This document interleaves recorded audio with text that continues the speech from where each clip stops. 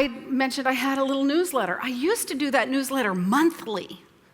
And it was a good newsletter. I mean, it took me a day to write it.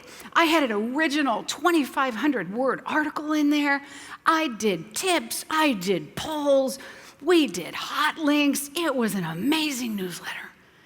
And a day out of my life, once a month, would go into the production of that newsletter. And about 2 years ago, I got the flu. And I rarely get sick, but I was out. I was down. And I told my staff, I just can't do it.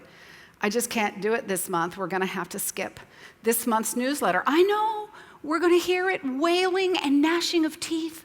Laura, where's your newsletter? I didn't get your newsletter. Guess how many people noticed? 3 out of a 30,000 person distribution. This is really good information for me, wouldn't you say? So I started calling up some of the people and saying, you know, I didn't send my newsletter and you didn't notice. Do you read this? Do you actually read this newsletter?